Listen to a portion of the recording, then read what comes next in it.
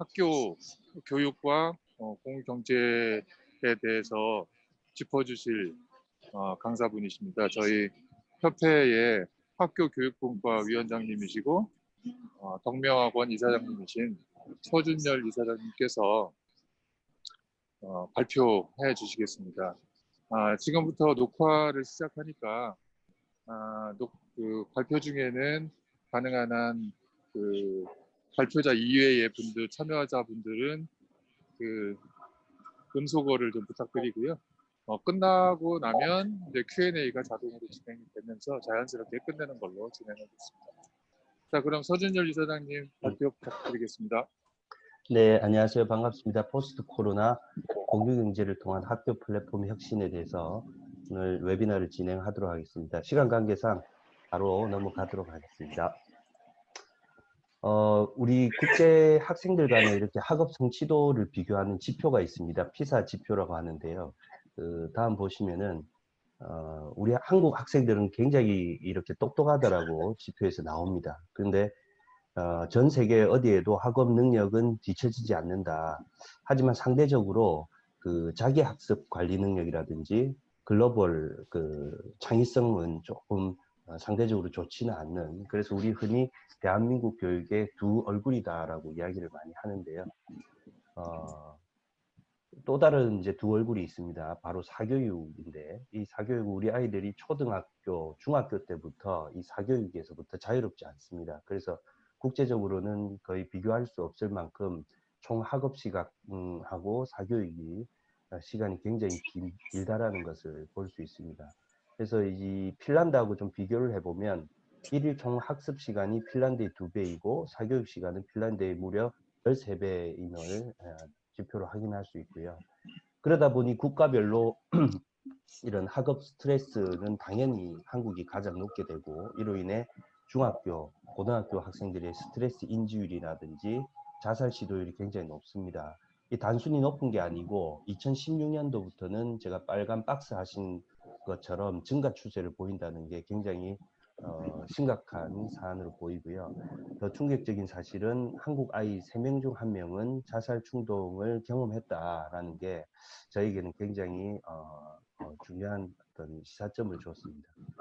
그 흔히 말해서 우리 어른들은 헌법에서 행복의 권리를 주장을 합니다. 하지만 학생들은 누가 어떤 제도로 어떤 방식으로 행복을 챙길지 아무도 보장하지 못하고 있다는 게 이 사회에 굉장히 큰 문제가 아닐까라는 생각을 해보고요.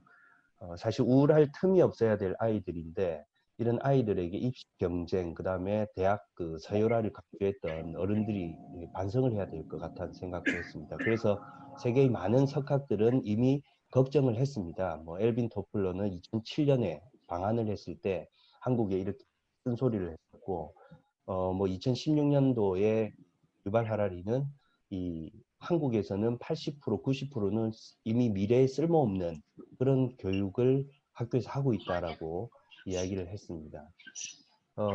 우리가 늘 교육 혁신을 해야 된다라는 이야기를 아마 지금도 많이 하고 있는데요.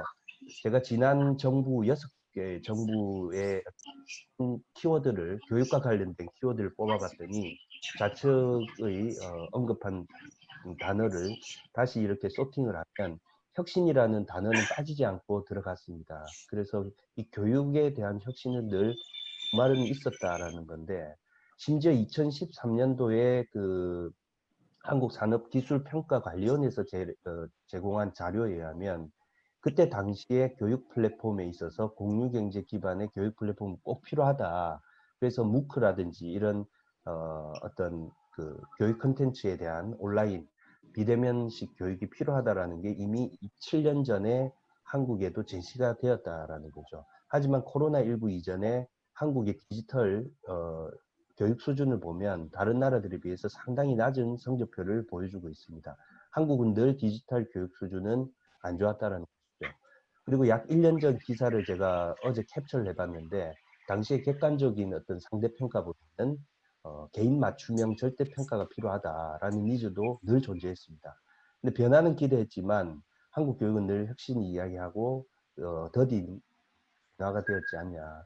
그러던 중에 코비드19가 이제 코로나19를 맞이한 것이고요. 저는 이게 이제 교육에 있어서는 구원투수가 아닌가라는 이야기를 좀 과감히 해봅니다. 4월에 유네스코가 내어놓은 통계 자료에 의하면 코로나19로 정상 수업을 받지 못한 학생이 약 15억만 명 정도. 이게 학생 전체 인원에서 한 91% 정도 해당한다고 합니다. 어쨌든 원하든 원치 않든 코로나로 인해서 공교육은 변화될 수밖에 없었고요.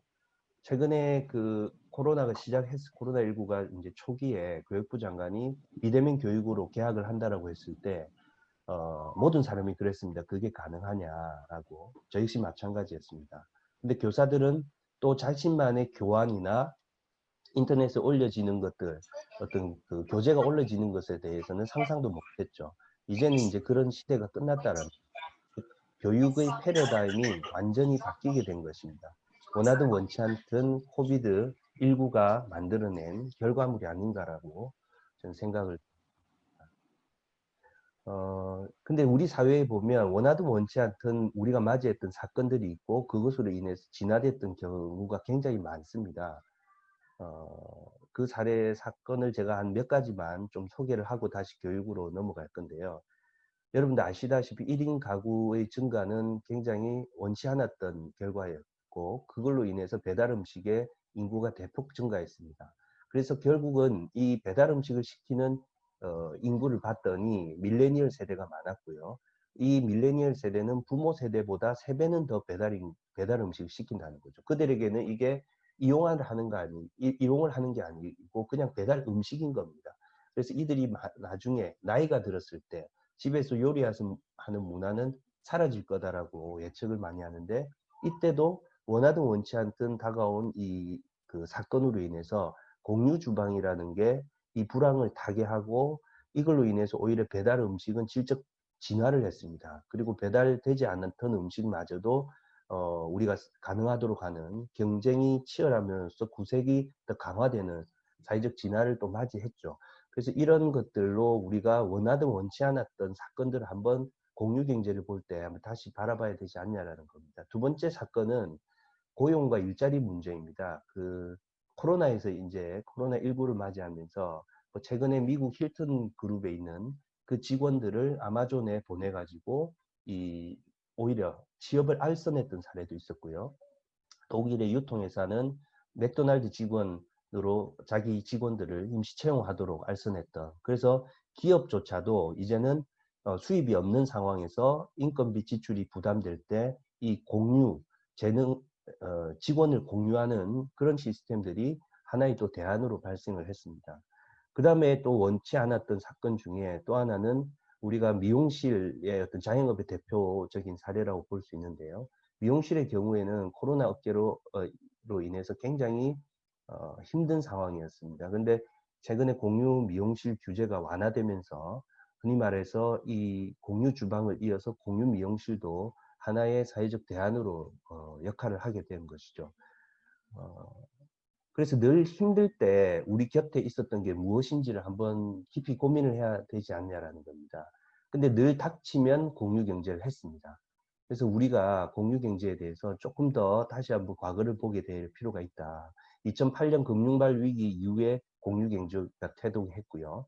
지금 현재는 나눠쓰기가 다시 또 나오고 있습니다. 이것도 IMF 위기 때 했던 일들입니다. 그래서 공유 경제에 대한 재해석. 근데 사회적인 그 시민들이 어떻게 진화가 되었냐면 공유 경제를 경험했던 사람들이 만족도가 높다라는 거죠. 그래서 좌측과 우측을 보시면 좌측의 경험을 했던 사람들이 그 지식 재능 공유의 74%, 뭐 80%에 육박한 상황을 좀 보실 수 있습니다.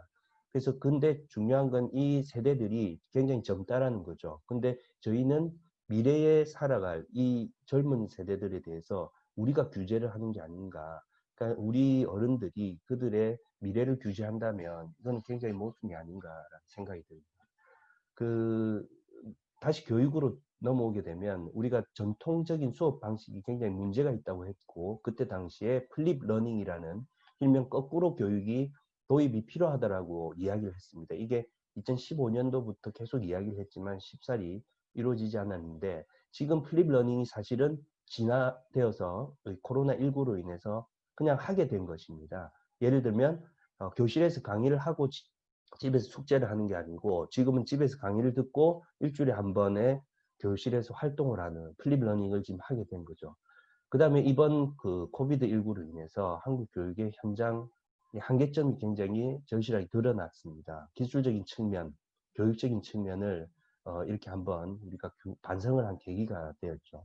특히 디지털 기기 활용은 전 세계 30개국 중에 29위, 그 다음에 디지털 기기 활용 역량에 대한 인식은 32개국 중에 31위를 차지하면서 굉장히 심각성을 더 드러냈습니다.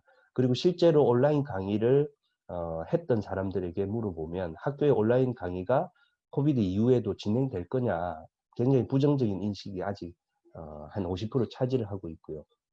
실제로 강의했던 교사들도 원격 수업에 대해서는 이후에 좀 하지 않을 거다라는 이야기를 많이 하고 있습니다. 이것들은 기존에 우리가 준비되지 않은 상태에서 맞이했기 때문에 그렇다라는 생각이 들고요. 학교의 디지털 환경 개선은 굉장히 시급합니다. 현재 학교에서는 2011년 시스템을 사용을 하고 있고요. 굉장히 늦은 속도는 두말할 거 없고 윈도우 체계도 굉장히 늦게 되죠.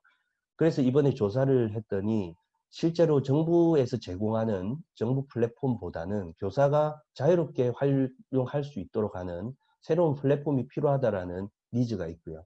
그리고 실제로 외국의 사례를 봐도 개별 학교가 자율적으로 학습 프로그램을 개발을 하고 소프트웨어를 직접 구매하는 것들을 많이 하고 있습니다. 그리고 심지어 중국은 정부의 과감한 지원이 있었고요. 그래서 이게 선진 온라인 교육 플랫폼에 있어서도 그 공유 경제형 스타트업들에 대한 지원이 필요하다라는 그런 시사점을 좀 도출했습니다. 그리고 마지막으로 이제 반쪽짜리 에듀테크 시장을 좀 더 부흥할 필요가 있다라는 겁니다. 죄송합니다. 지금 현재는 대기업 외에는 스타트업들이 만일에 공교육하고 계약을 체결하는 것 자체가 굉장히 힘든 상황입니다. 그래서 보시다시피 정부 차원에서의 어떤 그 적극적인 지원을 잘하고 있는 중국은 오히려 이게 밑거름이 되어 가지고 에듀테크 시장이 굉장히 커지게 되었죠. 그래서 이 7개 그 에듀테크 기업, 유니콘 기업 7개 가운데 6개는 아예 중국 스타트업들이 차지를 하고 있습니다. 프랑스 경우에는 프랑스에서 투자 계획을 혁신 분야에 투자 계획을 밝혔는데 이 중에 40%가 직업 교육과 고등 교육에 투자하겠다라는 거죠. 이게 결국 정부의 강력한 의지를 확인할 수 있었던 하나의 사건이 된 것입니다. 근데 한국에서는 해외에서 K-에듀테크에 관심이 높습니다. 왜냐하면 인터넷 강국이고 K-방역이 이미 우리가 성공적인 모델이 발생했기 때문에. 근데 공교육과의 레퍼런스 부족으로 인해서 실제 계약도 안 되고 실제로 성장률은 전 세계 4.6%에 비해서 한 3.3% 정도 지원 정책이 거의 없다라고 볼 수 있습니다. 그래서 최근에 뭔가 재밌는 사례인데요. 그 코로나19가 시작되는 그 시점에 이분은 이제 일탈 강사입니다. 일탈 강사가 최태성 씨가 자기 컨텐츠를 교사들이 사용을 해라라고 오픈소스로 열은 겁니다. 그래서 이로 인해서 많은 학교에서도 재밌는 수업이 또 연동이 될 수 있게끔 됐던 사례입니다. 그리고 디지털 교과서 관련해서는 저작권 문제 해결이 굉장히 필요함에도 지금 현재는 다 묶여 있는 상태고요. 사실은 대학은 미리 좀 움직였어야 되는 겁니다. 그 공유대학이 필요하다라는 이야기를 하기 앞서서 2020년 올해 기준으로 이미 대학을 입학하는 가능 자원하고 대입의 정원이 역전된 겁니다. 그래서 대학의 필요성 그리고 대학을 가기 위한 어떤 그 필요성이 사회적으로 좀 많이 훼손이 된 거고 빠지고 있죠. 그래서 공유대학은 필수 조건이 아닌가라는 생각을 해보고요. 그 다음에 이런 그 해외에서 미네르바 스쿨 같은 경우에는 학교라는 부분에서 공적 영역에서도 이미 패러다임을 전환해 가지고 이 아마존하고 구글하고 같이 수업 강의를 만든다라고 합니다. 그리고 칸랩 역시 마찬가지입니다. 이 개인 주도 자기 주도 칸랩 스쿨에서는 이미 기존 전통 방식을 탈피하고 있다라는 겁니다. 그래서 세계의 다양한 교사 콘텐츠들이 많습니다. 우리 공유 경제에서 이야기하는 유휴 인원, 그다음에 유휴 자원이 많음에도 불구하고 한국은 그것을 받아들이지 못하고 있고 그것을 초연결식 교육으로 활용을 못하고 있다라는 게 굉장히 우리나라의 그 코비드19 이후에 그 심각한 문제가 아닌가. 그래서 제가 이 뭐 짜깁기로 그림을 그렸습니다만 이 한 아이에게 많은 교사들이 필요하다라는 거죠. 그래서 각종 플랫폼을 이 한 학생이 수혜를 받을 수 있도록 하는 규제 완화가 첫 번째로 좀 필요하다라는 이야기를 좀 해봅니다. 그리고 공유 경제형 미래 학교에 대한 로드맵을 좀 정리를 해봤는데, 사실 뭐 이런 모델이 뭐 담론이나 이런 이론이 있지 않아서 좀 힘들긴 했습니다만, 저는 한 4가지 정도로 표현을 할 수 있습니다. 첫 번째는 학교의 공간의 혁신이 필요하다. 그래서 이제 더 이상 공간이 학교만 교육을 받는 장소가 아닙니다. 집도 그 교육을 받는 학교가 될 수 있다는 것이고, 그 다음에 시간 제약 없이 학습 기회를 제공할 수 있게끔 된 거죠. 그래서 학교도 이제는 just in time이 아니고 any time이 돼야 되고, 언제나 자율적으로 학습을 할 수 있다. 그 다음에 개방형 교육 콘텐츠가 무엇보다 필요하다. 이것은 어떻게 보면 역량을 더 확대할 수 있다는 거고, 실습형 교육을 우리가 가져올 수 있는 기회라는 거죠. 그 다음에 마지막으로는 어떤 지역과 협업을 해서 지역에 있는 시민들이 학교의 공간을 활용을 하거나 학교의 교사들과 어떤 그 컨텐츠를 수혜를 받아서 지역사회 주민들도 이런 고령화 시대의 수요자로서 어떤 교육 플랫폼을 활용할 수 있지 않냐라는 그런 이야기를 좀 해봅니다. 이건 제가 어디서 이제 그 경제연구소에서 발췌한 건데요. 기존에는 공유경제, 그러니까 교실과 교사에 국한됐던 전통적인 교육에서 누구나 참여 가능하도록 공유경제 기반 교육이 있었다고 합니다.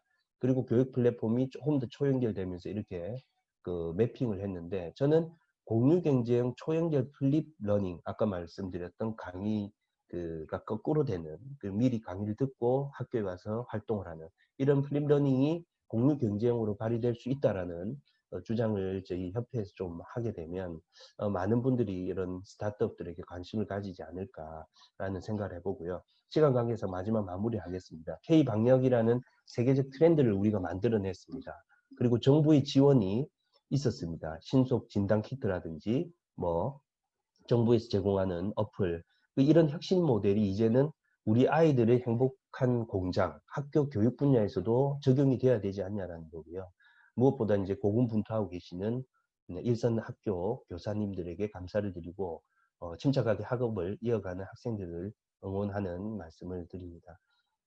뭐 아시다시피 처칠이 이런 말을 했습니다. 이미 우리가 이 기회를 오히려 위기를 기회로 만들 수 있지 않냐라는 거고요. 그래서 학교와 교육의 이번 코비드19는 문샷될 거라는 그런 이야기를 하면서 오늘 15분 강의를 마치도록 하겠습니다. 네, 이상 Q&A나 같이 논의할 수 있는 시간을 맞이하도록 하겠습니다. 감사합니다.